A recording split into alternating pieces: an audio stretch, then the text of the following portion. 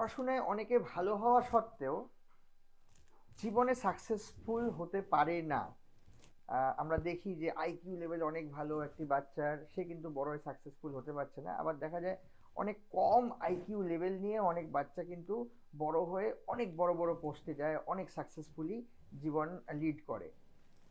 এবার ঘটনা হচ্ছে যে এই কম আইকিউ নিয়েও কেউ কেউ বড় কি করে হয়, এর পিছনে রিসেন্ট একটি সমীক্ষায় দেখা গেছে যে এর পিছনে একটি অন্য কারণ আছে।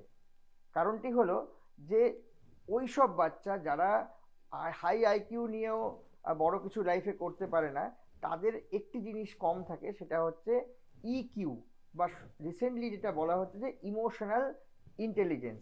এই ইমোশনাল ইন্টেলিজেন্সে যেই বাচ্চাগুলো বেশি না হয়ে কম হয়, তারা কিন্তু জীবনে সাকসেস রেট তাদের কিন্তু খুব কম হয়।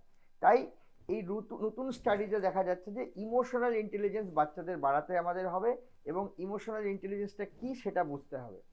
ইমোশনাল ইন্টেলিজেন্স আর কিছুই নয়, সেটা হলো যে নিজের ইমোশনের উপর কন্ট্রোল এবং অন্যের ইমোশনটাকে বোঝা। কেমন এটি ব্যাপার যে ধরুন আপনার খুব রাগ হচ্ছে, তো আপনার যখন খুব রাগ হচ্ছে, তাহলে এই রাগটি কন্ট্রোল না করে আপনি যদি রাগের বহিঃপ্রকাশ ঘটান, তাহলে কিন্তু আপনার সঙ্গে সম্পর্ক খারাপ হবে, রিলেশনশিপ খারাপ হবে, এবং আপনার কিন্তু লং টার্মে অনেক ক্ষতি হয়ে যাবে। এবং রাগ শুধু না, দুঃখ, অভিমান, আনন্দ, খুশি, যাই হোক, এই যে ইমোশন, এগুলোর উপর আপনাকে কন্ট্রোল আনতে হবে। এবং তাই এখন বাচ্চাদেরকে পড়াশোনার সাথে সাথে এই ইমোশনাল ইন্টেলিজেন্স কি করে বাড়ানো যায়, এই ব্যাপারেও ডিসকাস করা হচ্ছে। সিঙ্গাপুর প্রথম একটি দেশ যেখানে কিন্তু এই ইমোশনাল ইন্টেলিজেন্স সিলেবাসের মধ্যেই ঢুকিয়ে দেওয়া হয়েছে, এবং আর্লি স্টেজ থেকে। তো ইমোশনাল ইন্টেলিজেন্স, এবং রিসেন্টলি ডেটাতে দেখা যাচ্ছে যে বিজনেস ওয়ার্ল্ডের ডেটাতে, যে যেই বাচ্চাগুলো ইমোশনাল ইন্টেলিজেন্স যত হাই, তাদের কিন্তু পরবর্তী ক্ষেত্রে তারা বড় সাকসেসফুল কেরিয়ারে কিন্তু তারা হচ্ছে, এবং যেই যে বাচ্চাগুলোর ইমোশনাল ইন্টেলিজেন্স কম, মানে নিজের ইন্টেলিজেন্সের উপরে যাদের কন্ট্রোল কম, তারা কিন্তু জীবনে সেই লেভেলে সাকসেসে পৌঁছাচ্ছে না। এখন কথা হলো, যেসব বাচ্চাদের ইমোশনাল ইন্টেলিজেন্স বেশি থাকে, তাদের কি কি সুবিধে হয়। দেখা গেছে যাদের হাই ইকিউ বা ইমোশনাল ইন্টেলিজেন্স থাকে, তাদের কিন্তু আইকিউ ভালো হয়। মানে যাদের ইমোশনাল ইন্টেলিজেন্স বেশি, তাদের কিন্তু পড়াশোনার সাকসেস রেটও বেশি হয়। যাদের হাই ইমোশনাল ইন্টেলিজেন্স থাকে, তাদের কি হয়, অন্যের সাথে সম্পর্ক খুব ভালো হয়, কারণ যেহেতু তারা নিজের ইমোশনগুলো কন্ট্রোল করতে পারে, তাই তাদের সঙ্গে ঝগড়া, বিবাদ, মারামারি অন্য বাচ্চাদের কম হয়। এবং বড়দের ক্ষেত্রেও তাই, বড়দের ক্ষেত্রেও যদি কারো যদি ইমোশনাল ইন্টেলিজেন্স বেশি হয়, তাহলে কিন্তু তাদের অন্যের সাথে ঝগড়া ঝামেলা হওয়ার চান্স কম থাকে। তার মানে অন্যের সাথে সম্পর্ক ভালো স্থাপন করতে, আমরা যখন দেখি যে কিছু লোকের অন্যের সাথে, সবার সাথে রিলেশন ভালো, তাদের কিন্তু আমরা বুঝবো যে তাদের ইমোশনাল ইন্টেলিজেন্স ভালো। আবার যাদের দেখা যাবে সবার সাথে তাদের লড়াই ঝগড়া চলতে থাকে, তাদের ইমোশনাল ইন্টেলিজেন্স কম, এবং জীবনে এদের সাকসেস পাওয়ার চান্সও খুব কম।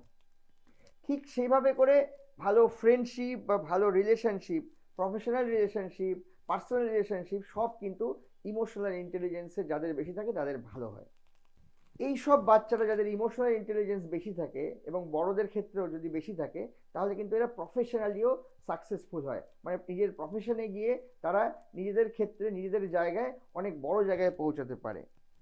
এসব বাচ্চাদের যাদের ইমোশনাল ইন্টেলিজেন্স বেশি হয়, তাদের মেন্টাল হেলথও ভালো থাকে।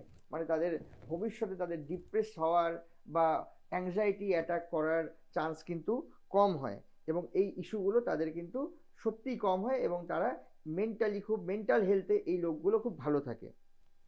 তো আপনারা নিশ্চয়ই বুঝে গেলেন যে ইমোশনাল ইন্টেলিজেন্সের ইম্পর্টেন্স কি, এবং ইমোশনাল ইন্টেলিজেন্স কিন্তু এখনকার দিনে আইকিউ থেকেও বেশি ইম্পর্টেন্ট বলা হচ্ছে। তো ইমোশনাল ইন্টেলিজেন্স ভালো থাকলে বাচ্চাদের এবং বড়দের কিভাবে উপকৃত তারা হতে পারে, সেটা আমরা আজকে ডিসকাস করলাম। নেক্সট ভিডিওতে আমরা ডিসকাস করব যে বাচ্চাদের মধ্যে ইমোশনাল ইন্টেলিজেন্স কি করে আমরা বাড়াতে পারি।